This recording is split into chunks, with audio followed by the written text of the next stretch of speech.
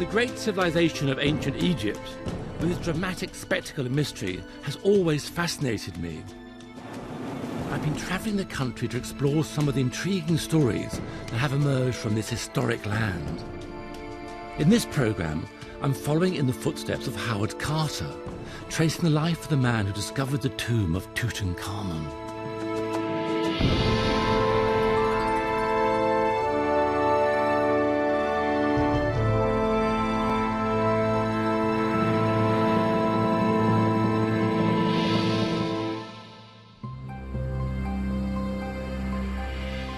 Here, in the Egyptian Museum in Cairo, this spectacular collection of treasure comes from the tomb of the Pharaoh Tutankhamun, and has come to symbolise the greatness of ancient Egypt.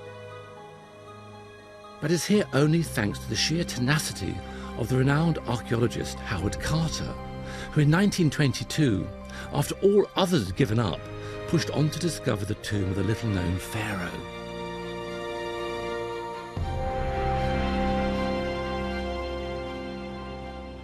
Howard Carter made this amazing discovery against all the odds. He's always intrigued me. He now, of course, is really only known in association with the treasure of Tutankhamun, but in fact he made a major contribution to archaeology. Indeed, from the moment he arrived in Egypt, he started to question and change the way in which archaeology was carried out. But the life of Howard Carter holds a mystery that I want to explore. What's astonishing is that Carter didn't get any official recognition from Britain, didn't get any of the honours he so richly deserved. Really extraordinary. What was it about this man that made him achieve so much, yet receive so little from his own countrymen? One clue is offered by his childhood and by the strange story that brought him to Egypt in the first place. What I find most surprising about Carter's childhood is that he had almost no education, and he was a real loner. He was a sickly child, was sent away to live with his maiden aunts in rural Norfolk. From what we know, he had few friends here, and I suspect became a self-reliant young man, perhaps triggering in him a sense of being an outsider, something that lasted all his life. But it's Carter's rudimentary education that astonishes me. He left school altogether at 15, showing none of the academic aptitude that would later bring him such fame. In fact, he never took an exam in his life. But he did have a talent for painting and drawing, especially the local countryside and wildlife. Norfolk is probably where Howard Carter would have stayed, if it wasn't for the magical attraction of a stately home nearby. Didlington Hall was where Carter saw something that would trigger a lifelong passion. Here, Lord and Lady Amherst had assembled the finest private collection of Egyptian objects in Britain, and Carter became entranced and inspired by what he saw of this ancient art. Then he got an astonishing break. Lady Amherst suggested he join an expedition she was funding to Egypt. He was to use his artistic talents to record the art on the walls of the tombs that were being excavated. So suddenly, at the age of 17, Carter found himself setting sail for far-off Egypt. I'm following his route down the Nile to a place called Beni Hassan. Carter, it seems, had arrived at just the right moment. The late 19th century was a boom time for archaeologists in Egypt. Tombs were being discovered, temples excavated and recorded, and much of the work was paid for by rich amateurs or English aristocrats. They would fund archaeologists to come here, pay for excavators to work on their pet projects.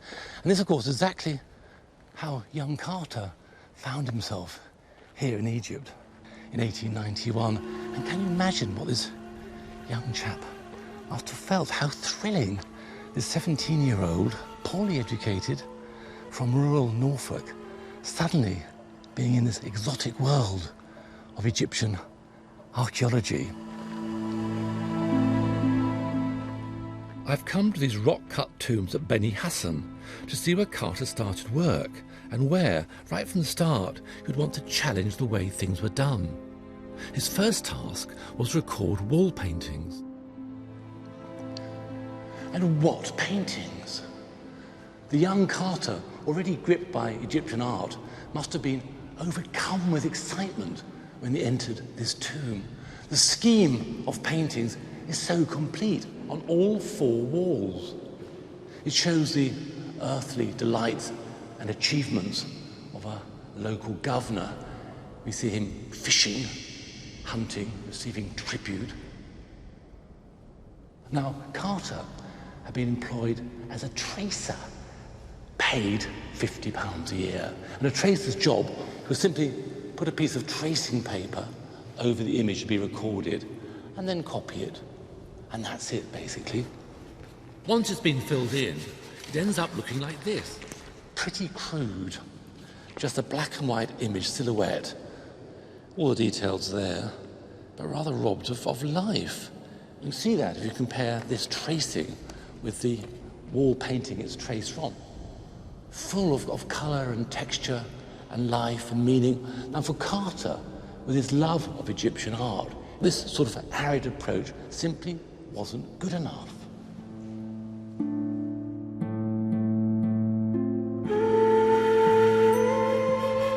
So, at the age of 17, he began his mission to raise the standards by which Egyptian art was recorded. Here, what we can see are some charming watercolours that he produced of some of the paintings on the walls. And I have copies of them, and this was really to play to his strengths, because he was a very talented artist, and he loved recording natural life. And this bird, I believe, is somewhere in front of me. Ah, yes, there he is, perching up there in this scene. And here's another one, up there, yes.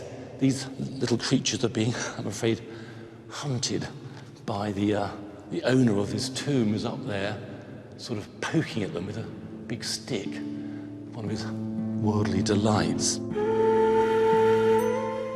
The longer Carter spent in Egypt, the more sophisticated his artwork became. In the archives, I tracked down this stunning original watercolour, painted just 4 years after he arrived in Egypt. It must have really caught the eye of the archaeological community.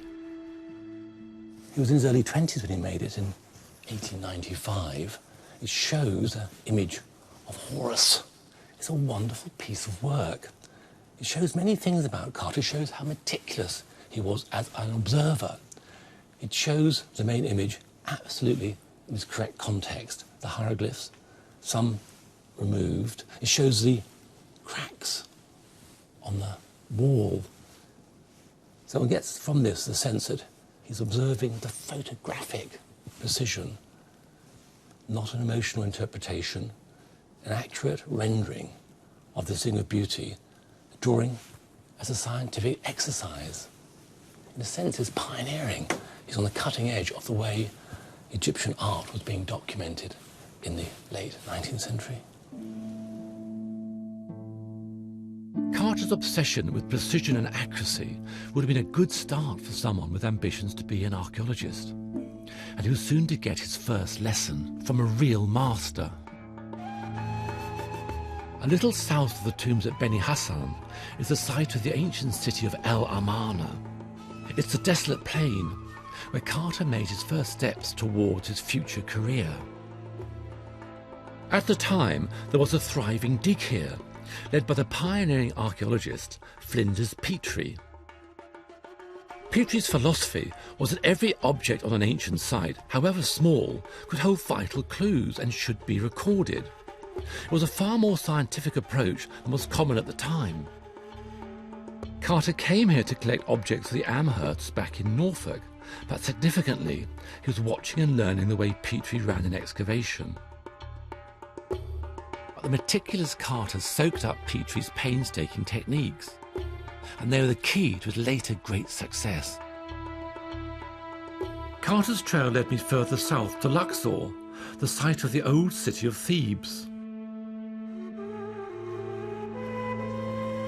It's where Carter, still only 19 years old, got the chance to bring together his art and his growing passion for archaeology. It was here, at the magnificent mortuary temple of Queen Hatshepsut at Deir el-Bakri. When Carter arrived as a site artist, the place was still half buried.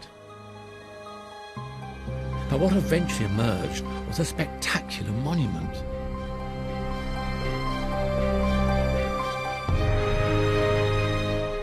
Carter's job was to oversee the recording of the ancient art as it emerged from the rubble. But he soon demonstrated his newly learned knowledge of archaeology. Gradually, Carter earned the respect of the authorities, taking on increasing responsibility. He ended up, after 6 years, almost running the whole excavation. Deir el-Bakri was Carter's big break as an archaeologist. At the age of 25, this uneducated man had learned his profession on the job. And that led to another big step on his road to fame. He was offered the job of Chief Inspector in the Egyptian Antiquities Service. It really had been an extraordinary and rapid rise for the Norfolk schoolboy. He now supervised many of the ancient sites in Egypt, including the great temples at Luxor and the tombs in the Valley of the Kings. And he had authority over older and more experienced archaeologists. Some no doubt resented this, something that may have added to Carter's sense of being an outsider. But his success was not to last. His obsessive streak that made him a painstaking artist and archaeologist also made him dangerously inflexible, and this led to a huge row with his employers. One afternoon in 1905, at the site of the Great Step Pyramid at Saqqara, a group of drunken French tourists were causing a scene. So Carter had them thrown out. It caused a major diplomatic incident with the French. Carter was ordered to apologise, but he refused, and after months of wrangling, he resigned from his beloved job. It caused considerable embarrassment to the British establishment and didn't do Carter's reputation any good. Well, it was a bad time for Carter. Really very little details known about his life at this period. He seems to spend days wandering around the back streets of Luxor, looking at stalls like these, chatting to people. Really, he had no direction. Obviously must have been very depressed. There were no obvious employers for him. Old sponsors like Lord Amherst, well, he'd gone bankrupt. And potential new employers, well, they didn't seem to be interested. They rather shunned Carter. So he became a gentleman dealer, really, buying and selling antiquities. All a bit, I suppose, embarrassing for him, a bit of a sort of disgrace. But he had his art to fall back on, his artistic talent.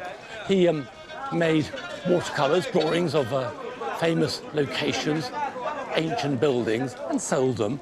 Didn't make him a fortune, but it certainly sort of provided him with a reliable and sort of reasonable income.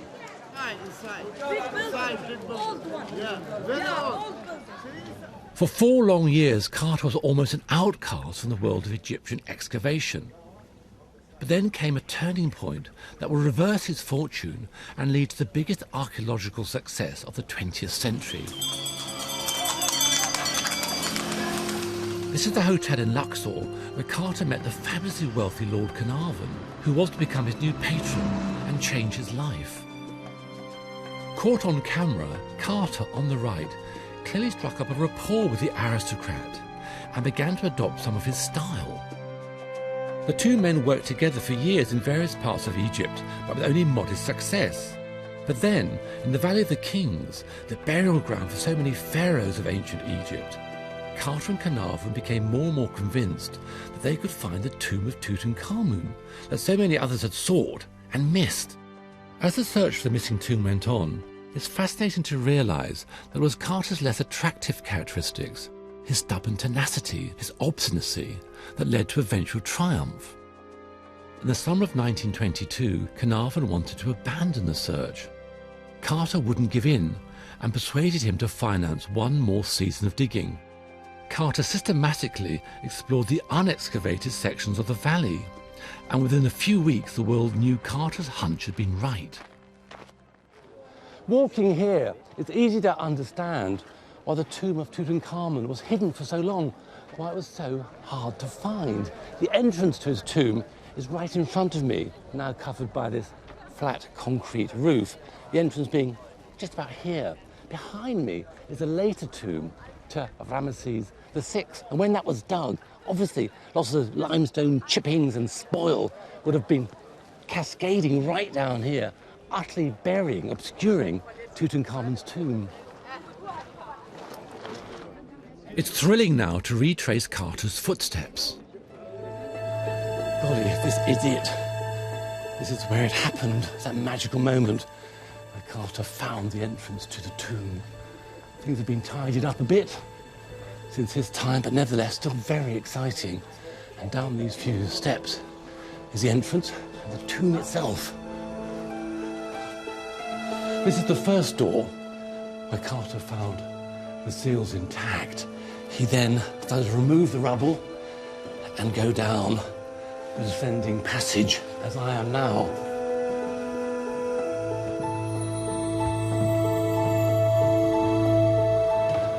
Carter reached the second door. Here it is, also filled with rubble plastered over, seals intact. Goodness me, this is exciting. Well, he then made a little hole here. I suppose hoping against hope they wouldn't see a sea of devastation. Looked through this little tunnel and saw something that made him turn back to Carnarvon standing up there and say, I can see wonderful things. He realised the tomb had not been pillaged by robbers in antiquity.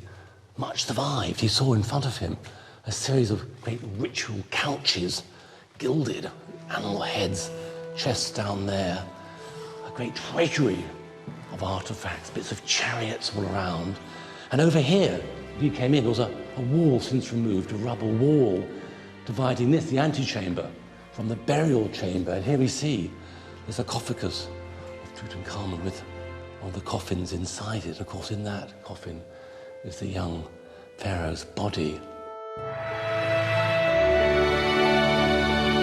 This was the first royal tomb from ancient Egypt ever to be found intact, virtually untouched by tomb robbers. Carter must have been thrilled indeed. Yet, when I tracked down his diary for 1922, I was surprised by its matter-of-fact tone. And here we have it, the 4th of November, first steps of tomb found. This is a moment that he realises he's onto something. Over the page, on the 5th of November, discovered tomb under tomb of Ramesses VI. Investigated same and found seals intact. Getting to the 23rd of November, Lord Carnarvon arrives. On the 25th, opened first doors. Incredible moment. And the next day, yes, here we have it, the 26th, opened second doorway. And this great event, the greatest event in the history of archaeology, really, certainly of the 20th century, is recorded in very spare detail in this little book. It's strange reading, really, lacking in emotion.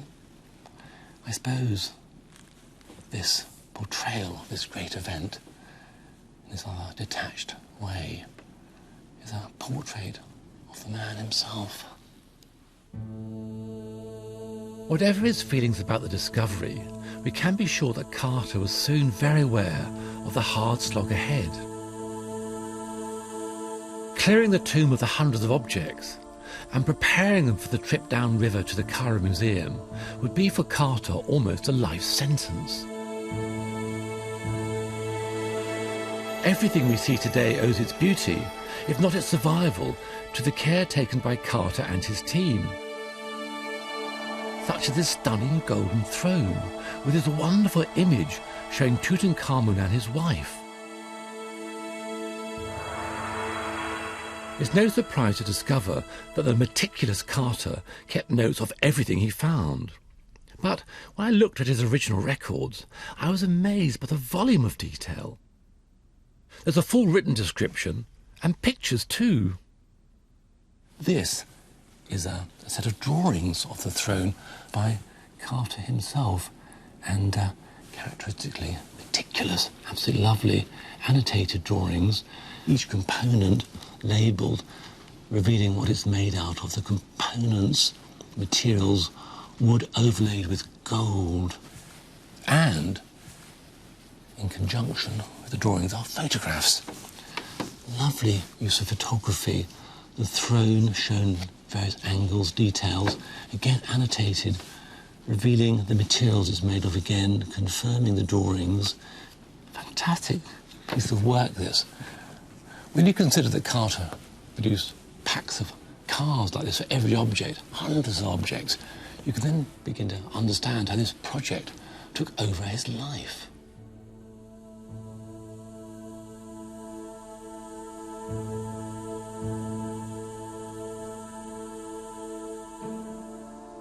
The joy of this tremendous discovery was soon tainted for Carter. He was a solitary man. He wasn't used to working with a large team. He now needs a large team to work with him on this great discovery, to catalogue, to analyse, even just to move the objects. And that was difficult for him. He couldn't work with people who didn't work as he worked, and very few people worked like he worked. That was, one of the disappointments, I suppose. But the biggest thing was his fallout with Lord Carnarvon. The trouble was, having funded the search for the tomb, Carnarvon expected something in return. Traditionally, the finds from an archaeological dig would be shared between the sponsor of the excavation and the state. But with an intact royal tomb like this one, the Egyptian authorities wanted to keep everything. Carter supported this view and disagreed with Carnarvon. He believed this was such an important find that Carnarvon should give up a claim to any share of the treasure. It was clear that the two men were moving apart. This must have been a very difficult time for Carter. On one hand, this great discovery, making him internationally famous. On the other hand, the collapse of relationships with old friends, particularly, of course, Carnarvon. So Carter was a man more isolated, more alone. And that feeling must have deepened just a few months later when Carter lost his friend and patron for good. In the spring of 1923, Carnarvon travelled upriver to Aswan, where he went sailing with his daughter and some friends. It was to be Lord Carnarvon's last holiday. Within a couple of weeks, Carnarvon was dead, just 4 months after the tomb had been opened. He'd been bitten by a mosquito, and the bite had become infected, and he died of blood poisoning and pneumonia. The suddenness of the death led to wild speculations, fueled by the fact that it is said back in England, Carnarvon's dog dropped dead at the same time as his master died. Was his tomb in fact cursed? Was Carnarvon being punished for his role in disturbing the rest of the Pharaoh? This kind of superstition only increased the whirlwind of interest in Tutankhamun. Tut-mania, even Egypt mania, was sweeping the world, embracing everything: show business, fashion, even architecture. But Carter was suspicious of all the publicity. I think he found it a distraction from his work in the tomb. He became irritable and was picking fights with everyone, even the Egyptian authorities. Eventually they closed him down, banning him from the tomb for nearly a year. I was saddened to discover how once again Carter's cantankerousness had separated him from his life's work. It was not until the autumn of 1925, 3 years after he discovered the tomb, that he was able to open the sarcophagus. Finally, Carter came face to face with the mummified body of the 19-year-old Pharaoh. The body of Tutankhamun, still in this coffin, remains the focus of intense interest. It can tell us, we believe, much about his life, how he died, indeed maybe reveal whether he was in fact murdered, as many now speculate. These are all questions that we know intrigued Carter, but ironically, the removal of the body from the coffin by Carter destroyed much crucial evidence. The remains were firmly set in hard resin, and Carter had to break the body apart to remove it. This treatment, typical of the time, has made it harder to work out how the young king died. But over the years, several attempts have been made. In the 1960s, when the body was X-rayed, damage to part of the skull raised the suspicion that a violent blow had killed him. But the idea was dismissed by more detailed later scans. Whatever investigations are carried out, it seems the death of Tutankhamun will remain as mysterious as it was for Carter. By 1932, after 10 years of work, Howard Carter had finished clearing the tomb. Everything had gone, save the king's body. The tomb of Tutankhamun is the only one out of 26 royal burials in the valley in which the occupant still remains. But now Carter's job was over, and he must have felt a real sense of anticlimax. Tutankhamun was a triumph that was hard to follow. In the years after the opening of the coffin, Carter felt less and less comfortable in Egypt. The authorities took over the running of Tutankhamun's tomb, and I suppose in a way Carter felt he'd lost his baby. The old days were past, for him anyway, I suppose. The romance of Egypt had gone.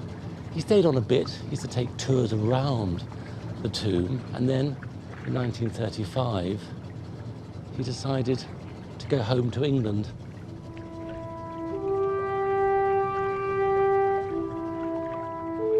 Back here, Carter's health deteriorated. He had never married, and he seemed to have lived a rather solitary life. Carter died in March 1939 before he managed to publish a full account of his great discovery, which was ironic, really, for a man dedicated to documenting everything. And he's buried here in Putney Vale Cemetery. So why wasn't Carter honoured in this land for his extraordinary achievement? Well, maybe the answer is partly to do with his humble birth. He was self-educated. The world of archaeology was becoming increasingly academic, so a bit of intellectual snobbery at work. But he was also a very difficult character, ruffled many feathers, a bit of a loner, not very clubbable, not sort of a man that could be easily accommodated within the British establishment. So no honours for Carter, no statue. His only memorial is his own grave, and here it is. Carter discovered the most famous tomb in history, but all he gets is this very simple headstone. I feel there's a great injustice here. He was a great man and does deserve a better, more public memorial. But Carter's legacy is still with us. His huge contribution to the science of archaeology and the glorious reminders of ancient Egypt that he discovered 3,300 years after they'd been buried.